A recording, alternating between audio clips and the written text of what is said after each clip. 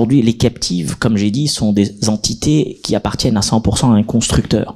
Mais ce sont des entités complètement étanches de l'entreprise qui fait aujourd'hui entre Mobilize et RCM. C'est des entreprises complètement différentes. Ce que je n'ai pas dit tout à l'heure, c'est que la flexibilité ou l'intérêt de la captive n'est pas que de financer le client. C'est de financer un réseau de distribution. Parce que derrière, vous avez des concessionnaires. Ces concessionnaires portent des stocks. Et aujourd'hui, pouvoir avoir les reins solides pour pouvoir pousser du véhicule sur le marché à travers le réseau de concession est complètement game changer dans une équation de distribution automobile. Alors ceux qui ont des réseaux de retail propres, comme nous par exemple, on n'a pas ce problème parce que je peux pousser autant de véhicules que je veux dans mes concessionnaires, mais je vois mon ami hocher de la tête. Si demain il ouvrait les vannes à ses concessionnaires, peut-être que ça peut donner une autre dimension. Donc c'est pour ça qu'il y a des captives. Et ces captives-là, dans le temps, elles ont prouvé qu'elles pouvaient être rentables, aider la marque à développer sa part de marché, puisque c'est ça le point central, principal. Donc c'est l'accessoire qui suit le principal. Exactement. Et pas le contraire. Ouais. Et donc, aujourd'hui, elles se doivent de muter en fonction de ce que veut le client, faute de quoi, c'est la marque et sa part de marché qui en pâtiront, au profit d'autres circuits de distribution dans le domaine de la mobilité.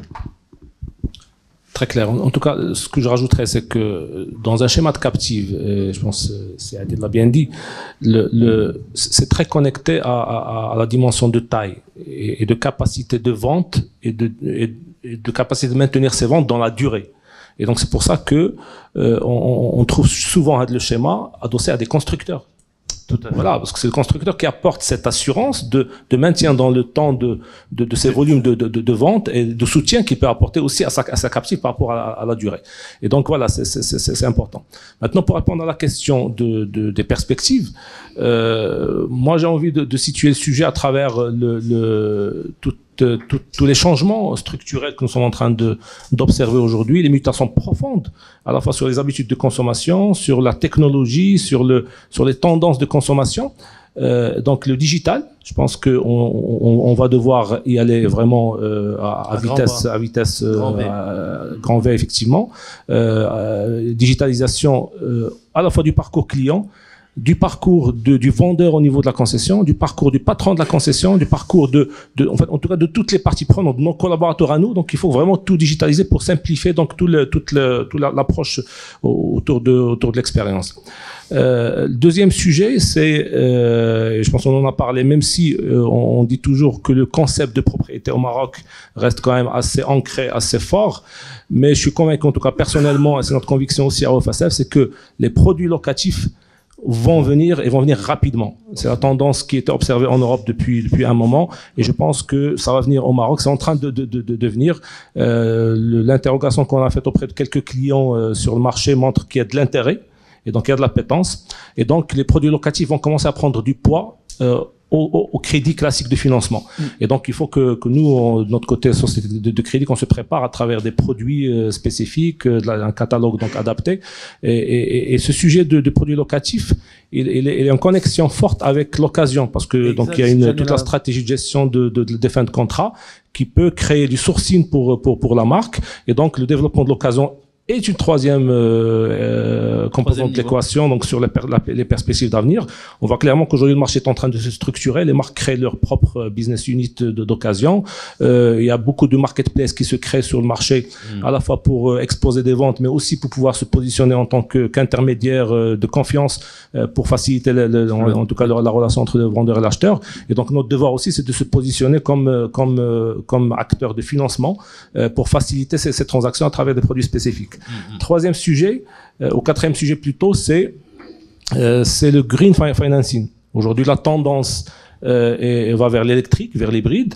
Et donc notre responsabilité à nous, en tant qu'acteurs aussi responsables, qui ont un devoir de vraiment de protéger l'environnement, nous oblige aussi de soutenir le développement de ces véhicules-là, et donc de poser donc les formules de financement les plus adaptées, les plus attractives, qui pourraient encourager encore plus le consommateur à aller vers ce type de produit. Ouais. Et voilà, donc autour de ces 3-4 sujets, voilà, je pense que c'est les 3 composantes ou 4 composantes qu'on doit retrouver dans une feuille de route de stratégie de financement sur les 3-4 prochaines années. Et les mutations sont vraiment très très très fortes là-dessus.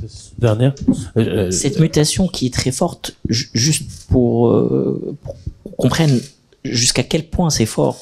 Quand on parle de produits locatifs, ça veut dire que aujourd'hui, il passerait d'un modèle où au bout de 4 ans, ils ont encaissé, c'est terminé, le véhicule ne leur appartient pas, il est chez le client, à un modèle où c'est eux qui porteraient l'asset. Donc vous imaginez aujourd'hui, vous financez quoi, 40 000 véhicules par an. S'il y en a 20 000 qui doivent se retrouver dans leurs assets, parce que la moitié ont décidé le modèle locatif, vous imaginez toute la mutation que ça implique pour une boîte comme Wafa Salaf, pour gérer l'après. Donc c'est un autre métier qu'ils vont devoir intégrer. Et c'est pour ça que je disais par rapport aux captives, imaginez qu'on soit dans une captive, si on n'arrive pas à s'adapter à ce besoin, c'est l'autre constructeur qui a sa captive qui arrive à le faire, qui va capter la part de marché. Donc c'est intéressant ce qui va se passer sur les prochaines années. Cédric.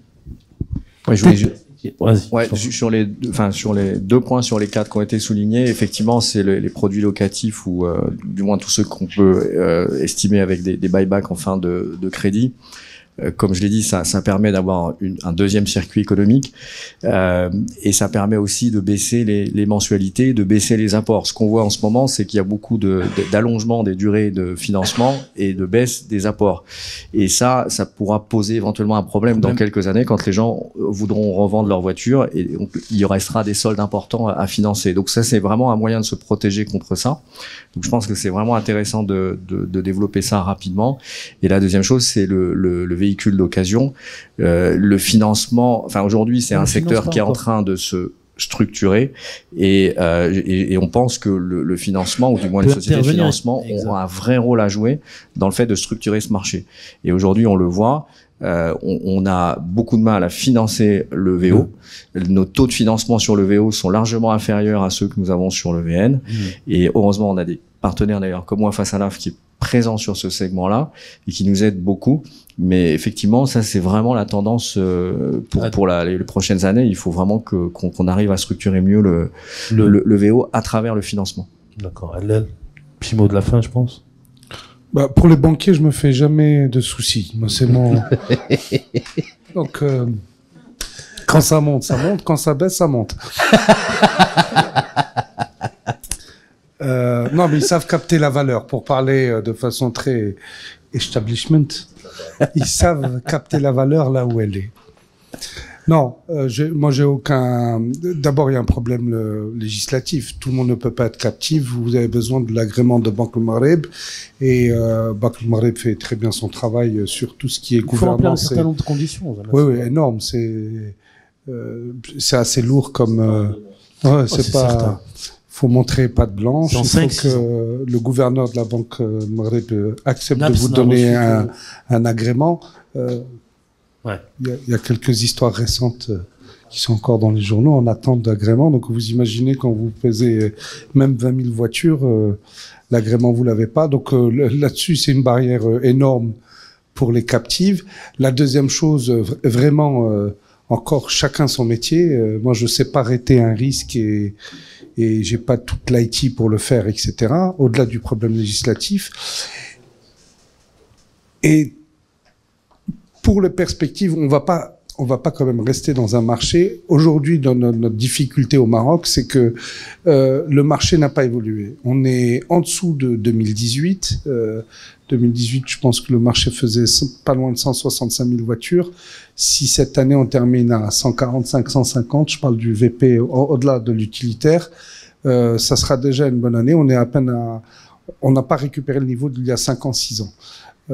Plusieurs raisons l'expliquent. Bon, ben, on a quand même un pouvoir d'achat qui a pris depuis le Covid, l'inflation plus la sécheresse, ça fait beaucoup pour nos concitoyens.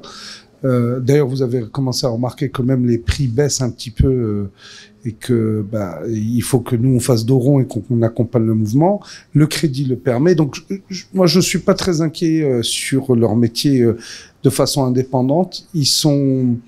Les formules de partenariat sont assez multiples et assez innovatives pour pouvoir avoir des partenaires solides.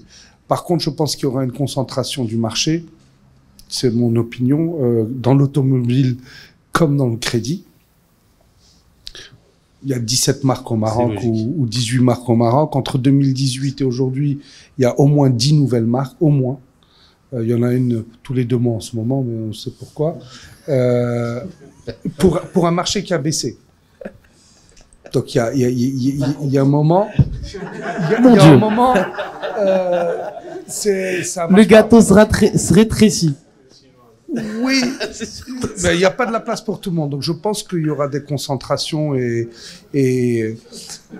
dans le crédit comme dans l'automobile dans les 5 années à venir et qui vont accompagner le mouvement de mutation sur la location.